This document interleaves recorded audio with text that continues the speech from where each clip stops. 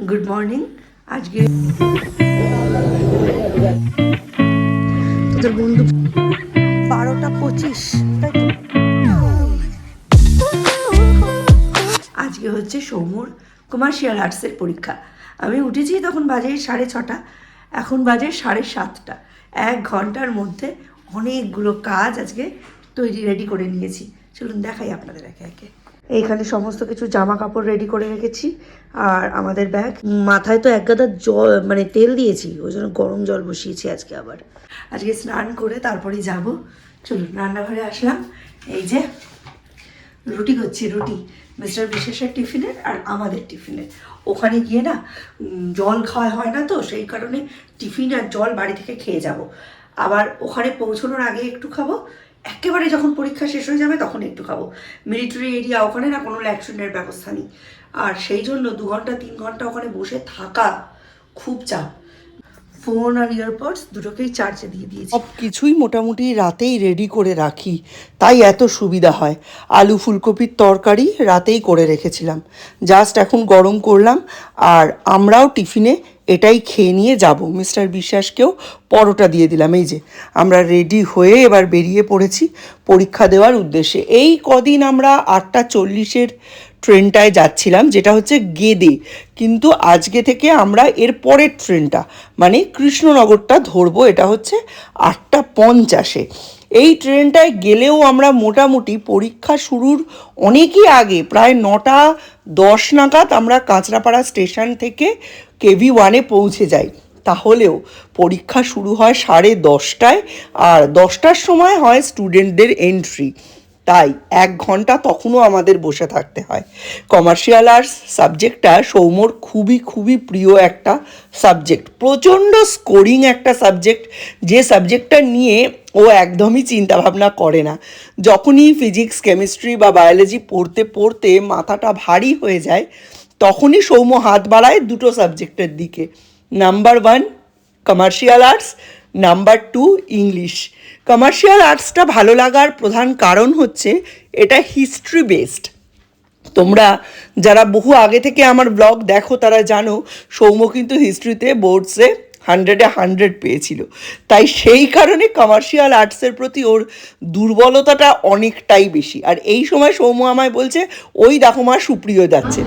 একদম বোকা ছেলে, দুনিয়া ভর্তি সকলকে রটিয়েছে। এটা কি নিয়ে কথা হচ্ছিল জানেন?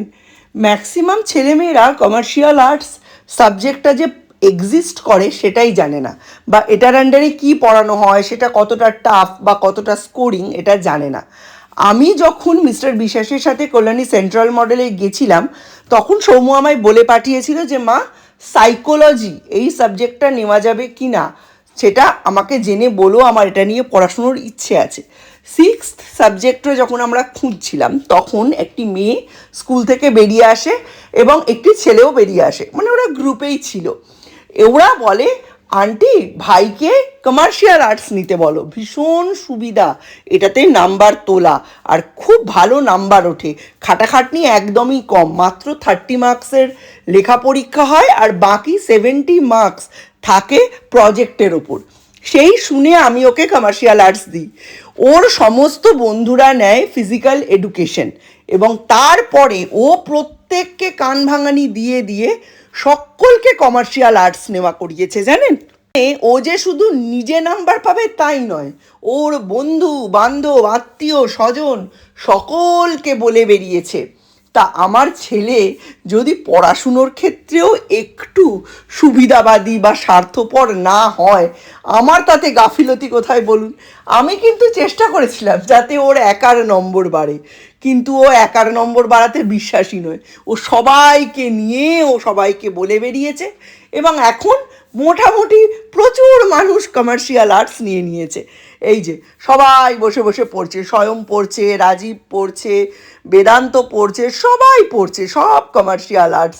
এরপরে আরিয়ান থেকে শুরু করে সবাই কমার্শিয়াল আর্টস পড়ছে। আর এখানে এসেই আমরা ফার্স্ট জানতে পারি যে প্রত্যেক দিন রুম নাম্বার চেঞ্জ হবে, তার মানে প্রত্যেক দিনই আমাদের ওই গেদের ট্রেনটাই ধরতে হবে।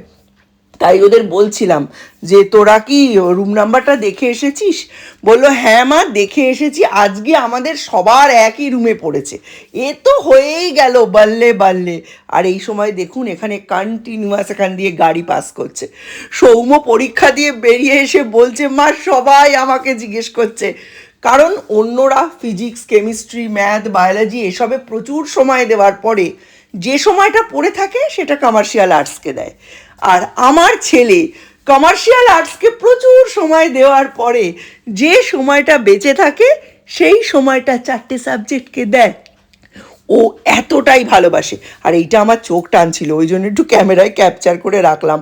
দেখুন কেউ ঢোকেনি, সবার আগে সৌম্য ঢুকে যাচ্ছে, কারণ ওর পড়ার আর কিছু নেই। ওই একটা পাতলা চটি বই ও পুরোই প্রায় মুখস্থ করে ফেলেছে। আর এবার চলুন আমরা বসি।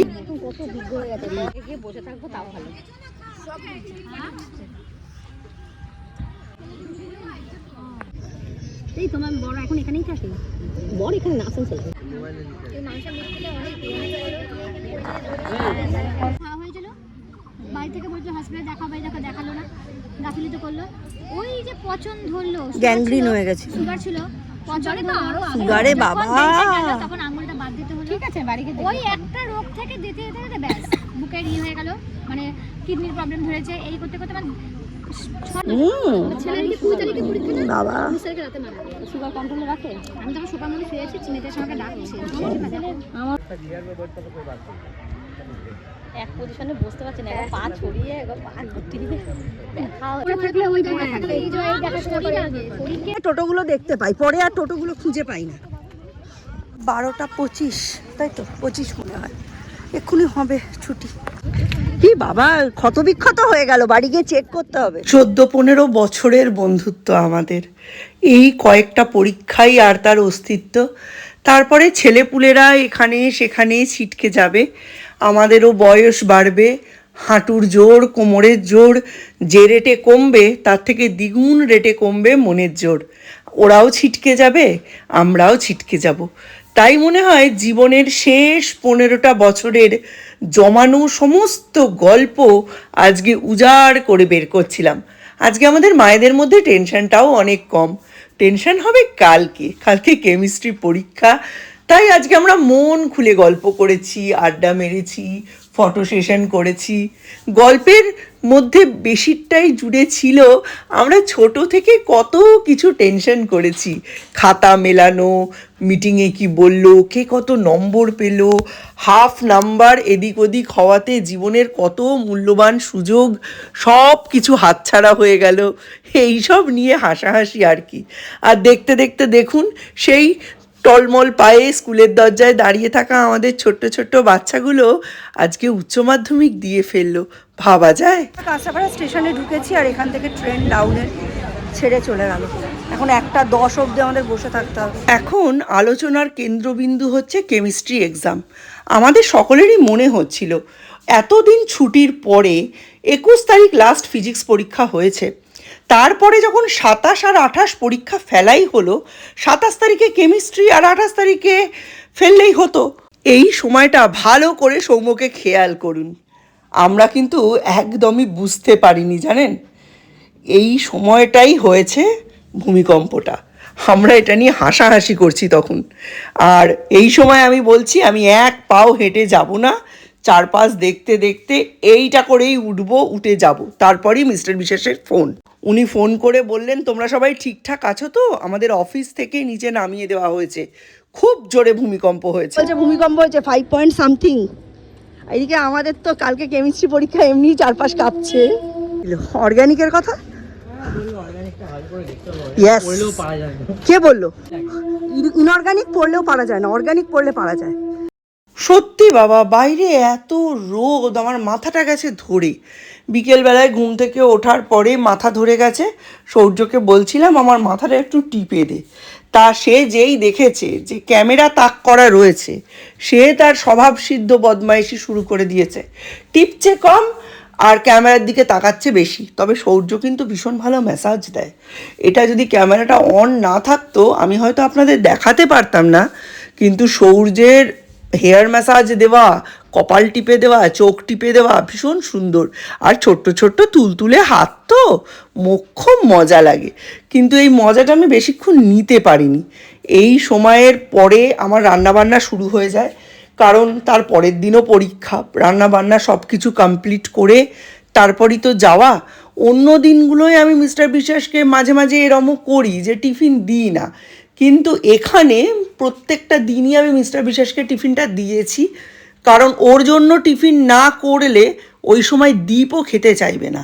দীপকে খাইয়ে পাঠানোটাই হচ্ছে সবথেকে বড় ব্যাপার। বিকেলবেলা ঘুম থেকে ওঠার পরে যে সূর্য ম্যাগি খেয়েছে, আর কালকে নাকি ওরা কলকাতা যাবে, কিছুই তো জানি না, পিসি তো কিছুই বলেনি।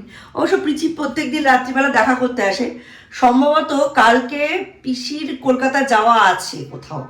এবারে সৌর্যকে তো আমি রেখে যাই, তাই সৌর্যকে না নিয়ে যাবে না, সৌর্যকে নিয়েই যাবে কলকাতা। এখন আমার কালকে রান্না বান্না করতে হবে জানেন, এসে মানে আর তখন কিছু করার অবকাশ থাকে না। আজকে যেমন আমরা যখন এসে খেতে বসেছি তখন বাজে 2:30, কালকে এটাই 3:30 হয়ে যাবে, কারণ 1 ঘন্টা পিছিয়ে যাবে। মানে 3 ঘন্টার পরীক্ষা হলে আমরা ওখানে থাকছি 4 ঘন্টা, 2 ঘন্টার পরীক্ষা হলে আমরা ওখানে থাকছি 3 ঘন্টা, কারণ 1 ঘন্টা আগে যাচ্ছি। আমরা যখন গিয়ে পৌঁছচ্ছি তখন 9:05, 9:10 এরম। আজকে যখন আমরা টোটোয় উঠলাম তখন হচ্ছে 9:09 বাজে। আমরা 12-13-র মধ্যে পৌঁছে গেছি। দীপ তো আগেই দেখলেন ঢুকে গেছে। এখন ভাত টাত বসিয়েছি, রাত্রে রান্নাটা করি। আজকে রাতের মতো ভালো লাগছে না, বিশ্বাস করুন।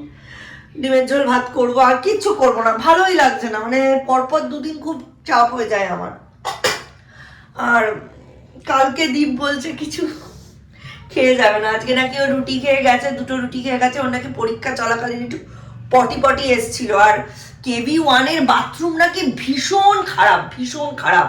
বলছে টন মশা। আমার টয়লেট, বাথরুমের ভেতর যেই ঢুকেছি টয়লেট পেটের ভেতর সে দিয়ে যাচ্ছে। এত মশা আর এত নোংরা। তোমরা বাইরে থেকে টয়লেট করতে পারছো না, আমরা স্কুলের ভেতর বাথরুম থেকে যেতে পারছি না। আমি কালকে কিছুতেই খেয়ে যাব না, তবু বলেছি রুটি করব, যদি খেয়ে যায় যাবে, নইলে আর কি করবো। মানে ও খেয়ে নিলে তারপরে আমি আমার রুটিটা করবো। মানে ও যদি খেয়ে নেয় ভালো, তাহলে আমি আমারটা করবো, আর ও যদি না খায় তাহলে ওরটাই আমি খেয়ে নেবো।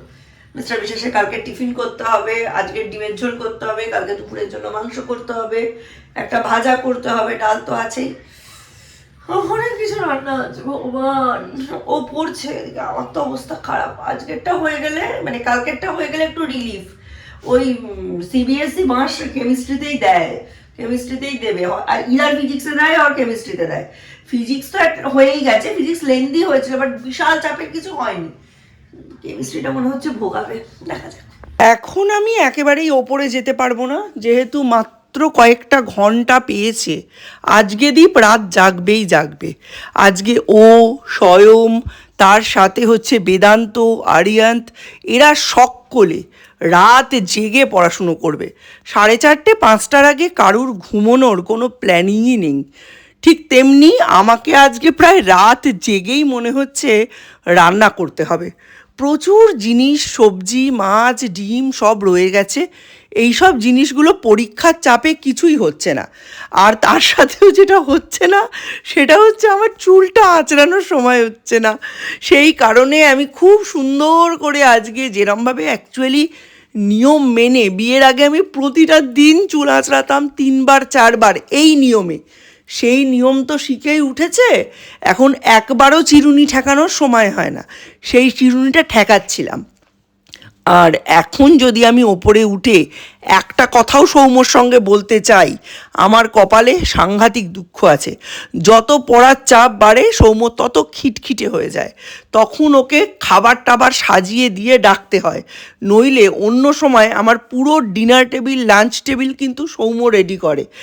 বাজার করা, ডিনার আর লাঞ্চ টেবিল রেডি করা, এগুলো সব সৌম্যর দায়িত্বর মধ্যে থাকে। কিন্তু পরীক্ষা চলাকালীনও কিচ্ছু করবে না, খাবার দাবার রেডি করে ওকে ডাকতে হবে। আমি রান্না বসিয়ে দিয়ে সব কিছু করে এই যে এসেছিলাম একটু হেয়ার কেয়ার করতে। হেয়ার কেয়ার বলতে ওই আর কি প্রপার ওয়েতে হেয়ার ব্রাশিং করা, এছাড়া আর কিছু না। প্রচুর জিনিস রান্না করার আছে। আজকে ডিম রান্না করব, লাউ ঘন্ট রান্না করব, কিছু ভাজাভুজিও করে রাখবো, চিকেন করে রাখবো। আর এই যে চুলটাকে ছোটোবেলার মতো 2 দিকে পার্ট করে বেঁধেছি, নিজেকে দেখে নিজেরই হাসি লাগছে, মনে হচ্ছে শিং ভেঙে বাছুরের দলে ঢুকেছি। কিন্তু জানেন তো, চুল বেঁধে শোয়াটা কত ভালো। এখন মানুষের মধ্যে এই অভ্যেসগুলো চলে গেছে। চুল তো নেগেটিভ এনার্জিকে ইনভাইট করে।